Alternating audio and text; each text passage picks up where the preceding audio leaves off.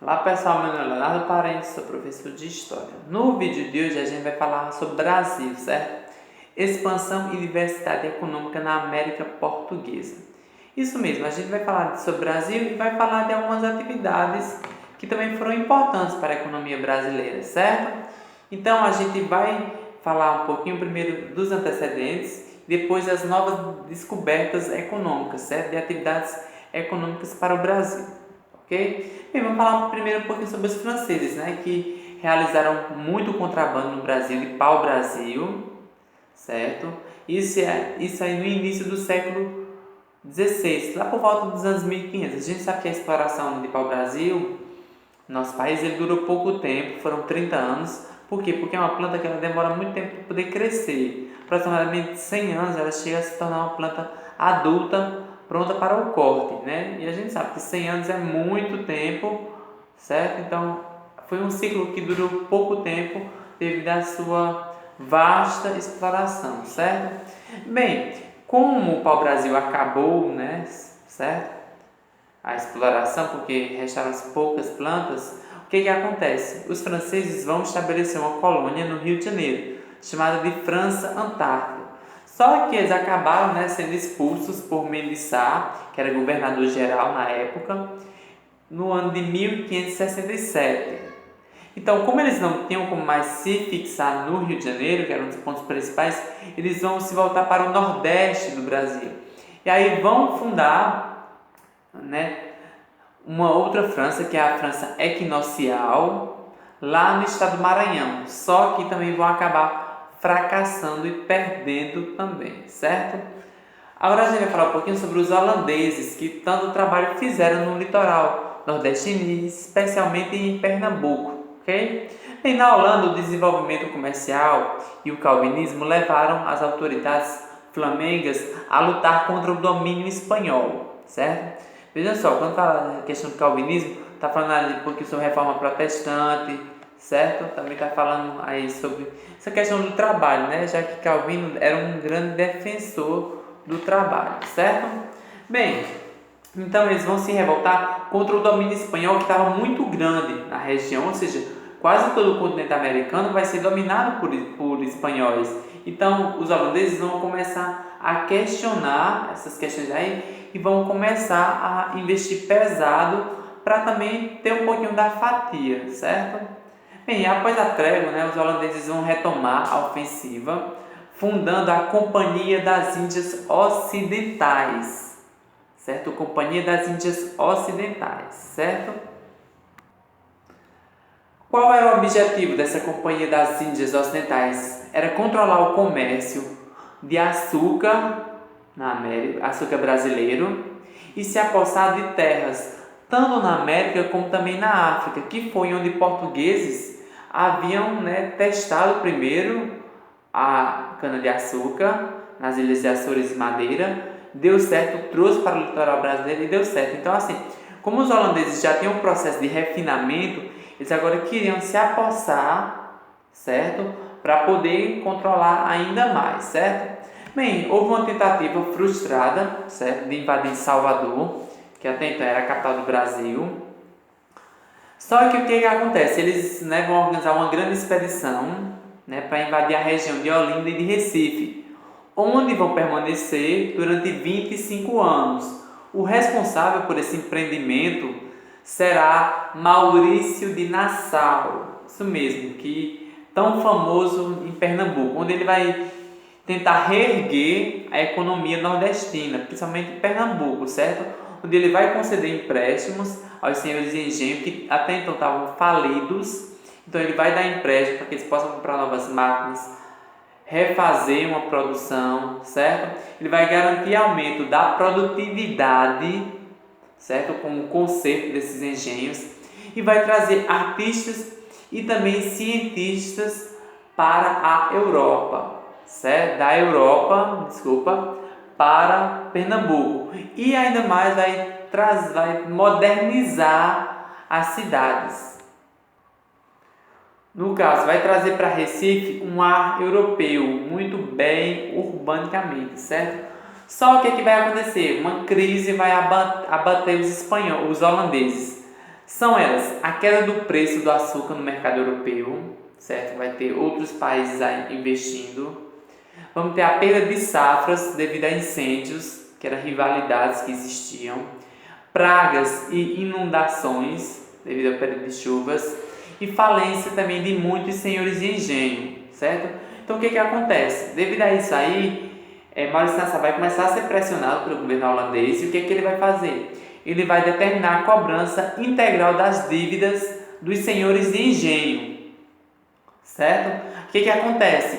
Os senhores de engenho não vão gostar nada disso e vão provocar a insurreição pernambucana, que vai de 1645 até 1654, expulsando os holandeses definitivamente de Pernambuco e do Brasil.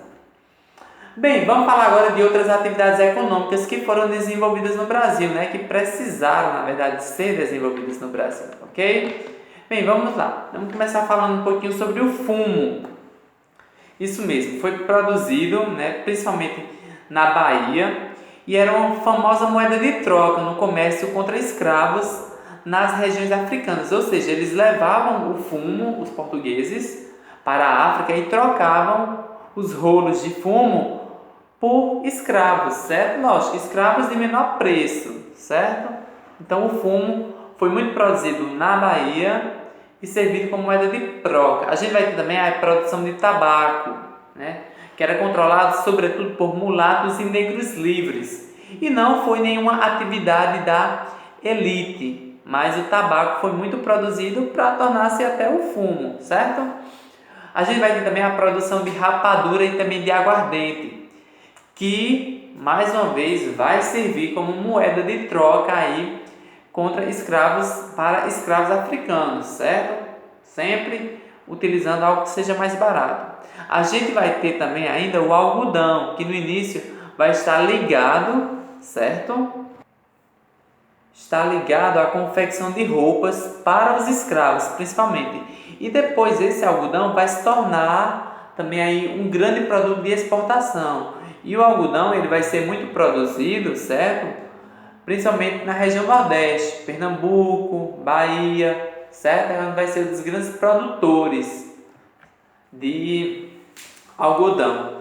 Vamos falar agora um pouquinho sobre expansão territorial, já que vai precisar aí o Brasil se expandir cada vez mais e começar a rasgar os sertões, certo? Para que essa expansão ocorresse, vai ser utilizada a pecuária e a extração das drogas do sertão, certo?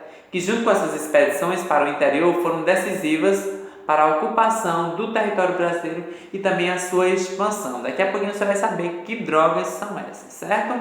Bem, era comum que indígenas, né, servissem de guias nesses deslocamentos pelo interior. No caso, eram indígenas que já conheciam a região e acabava tornando-se mais fácil para eles se aproveitar disso aí. Então, assim, as populações se fixavam nos caminhos dos exploradores para oferecer abrigo às pessoas e também descanso para os animais, que a maioria deles utilizavam cavalos para facilitar o seu deslocamento. Só que nem tudo eram flores nesse caminho, certo? Os portugueses estavam sujeitos a vários perigos, entre eles animais selvagens, doenças e também ataques de indígenas selvagens.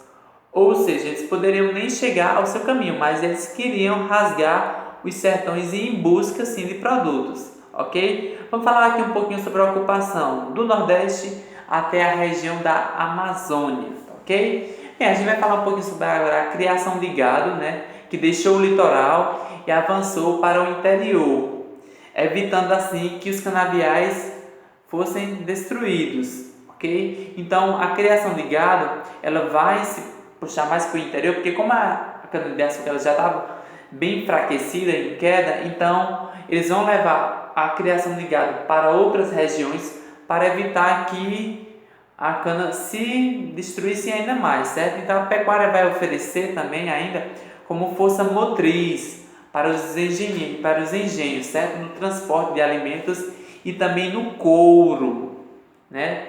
Eles vão poder, o gado vai ser preparado para arar a terra com um alimento, né, sua carne, e ainda seu couro para questões de roupas, confecções de produtos, certo? E vai ser nesse período aí que justamente vai surgir as fazendas, né? Que também são chamadas de currais, certo? Que é justamente nesse período aí, onde vai ter a grande criação de gado. Na atividade pecuarista, né, vai utilizar-se mão de obra livre e o pagamento era em espécie. De que maneira essas pessoas eram pagas? Como não tinha dinheiro, certo, circulando, o gado é que acabava sendo a moeda aí de pagamento. E a pecuária, por estar crescendo, vai acabar atraindo muitos colonos de várias regiões do Brasil, porque como a cana-de-açúcar estava em queda, eles vão buscar outros meios para se manter, certo?